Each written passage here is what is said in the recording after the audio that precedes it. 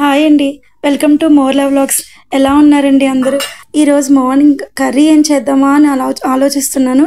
ఈలోపు మా బావ 2 మష్రూమ్ ప్యాకెట్స్ తీసుకొచ్చి, కవి నా కోసం మష్రూమ్ కర్రీ చేయవా అని అడిగాడు. తను అంత ప్రేమగా అడిగినప్పుడు చేయకుండా ఎలా ఉంటానండి. అందుకని వెంటనే వంటగదిలోకి వెళ్ళి దానికోసం ఫస్ట్ మష్రూమ్స్ని కట్ చేసుకొని శుభ్రంగా క్లీన్ చేసుకోవాలండి. తర్వాత నేను దానిలో పొటాటో కూడా యాడ్ చేసి కర్రీ చేద్దామని అనుకుంటున్నాను ఈరోజు. దానికోసం ముందుగానే ఉల్లిపాయలు, పొటాటో అన్నీ కట్ చేసి పక్కన పెట్టుకున్నాను. మష్రూమ్స్ శుభ్రంగా 2 సార్లు కడుక్కున్న తర్వాత వాటిని ఒక గిన్నెలో వేసుకొని స్టవ్ ఆన్ చేసి స్టవ్ పై పెట్టి ఒక బాయిల్ రానివ్వాలని, కొంచెం ఉడకాలి. అవి ఒక పొంగు వచ్చిన తర్వాత స్టవ్ ఆఫ్ చేసుకొని దానిని కిందకి దించి ఒక జల్లెడ ఉంటుంది కదా, దానితో వడగట్టాలి. ఒక ప్లేట్లోకి తీసుకోవాలి.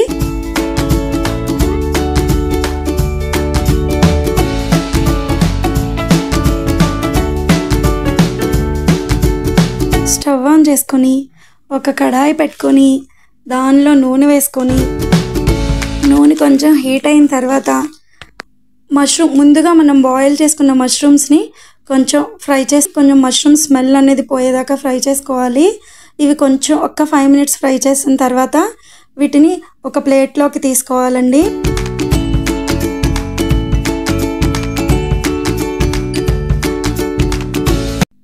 తర్వాత మళ్ళీ కొంచెం నూనె పోసుకొని అందులోనే మనం ముందుగా కట్ చేసి పెట్టుకున్న ఉల్లిపాయ ముక్కల్ని, పచ్చిమిర్చి ముక్కల్ని అందులో వేసుకోవాలి. ఉల్లిపాయ సన్నగా కట్ చేసుకుంటే చాలా బాగుంటుంది, త్వరగా మగ్గుతాయి కూడా.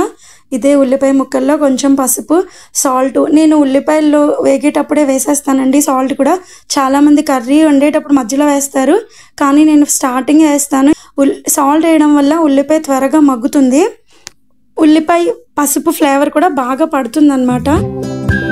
ఇవి బాగా ఫ్రై చేసుకోవాలి. కొంచెం కలర్ చేంజ్ అయ్యేదాకా, ఉల్లిపాయలు వచ్చేదాకా ఫ్రై చేసుకొని కొంచెం సేపు మూత పెట్టి ఉల్లిపాయ ముక్కలు మెత్తబడేదాకా మగ్గనివ్వాలి. ఒక 2 మినిట్స్ 3 మినిట్స్ మగ్గిన తర్వాత దానిలో 1 స్పూను అల్లం వెల్లుల్లిపాయ పేస్ట్, దానిలో నేను 2 లవంగాలు, 1 దాల్చిన చెక్క, కొంచెం ధనియాలు వేసి మిక్సీ పట్టుకున్నానండి. ఇలా చేయడం వల్ల కొంచెం మనకి నాన్ వెజ్ ఫ్లేవర్ అనేది యాడ్ అవుతుంది మష్రూమ్స్కి. అంటే మష్రూమ్ ఇష్టం లేని వాళ్ళు కూడా ఇలా పేస్ట్ చేసి వేసుకోవడం వల్ల ఆ ఫ్లేవర్ వల్ల కూడా తినాలనిపిస్తుంది. ఇది కూడా బాగా ఫ్రై అయ్యి అల్లం స్మెల్ అనేది పోయేదాకా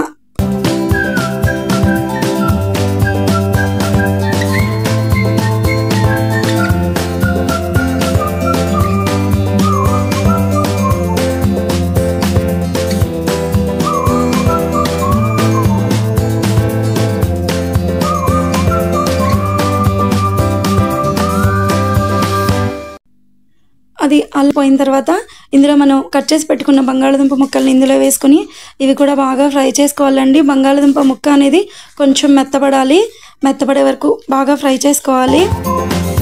దీని ఒక 5 మినిట్స్ తర్వాత బంగాళదుంప అనేది కొంచెం మెత్తబడుతుంది.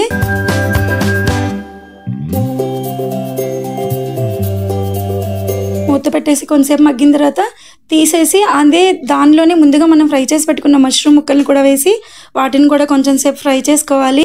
బంగాళదుంప మష్రూమ్స్ అనేవి బాగా వేగి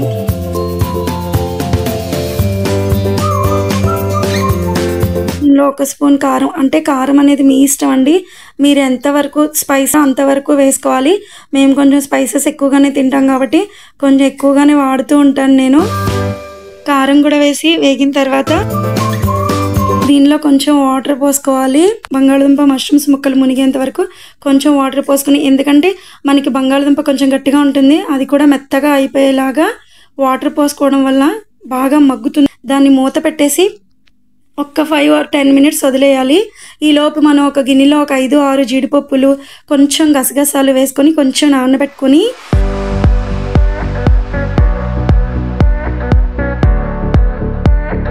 దంచుకొని ఆ పేస్ట్ని ఈ కూరలో యాడ్ చేసుకోవాలి. దీనివల్ల ఏంటంటే కూరకి ఎక్స్ట్రా ఫ్లేవర్ యాడ్ అవుతుంది, కొంచెం గుజ్జుగా కూడా వస్తుంది కూర అనేది. నెక్స్ట్ మూత పెట్టి ఒక 5 మినిట్స్ మగ్గిన తర్వాత ఫైనల్గా కొత్తిమీర చల్లుకుంటే అంతేనండి, వేడివేడి పొటాటో మష్రూమ్ కర్రీ రెడీ. దీన్ని వేడివేడి అన్నంలో వేసుకొని తింటే చాలా బాగుంటుంది. కొంచెం ఎక్కువ అన్నమే తింటారు కానీ తక్కువైతే తినరు. Thanks for watching. Please subscribe my channel. Thank you.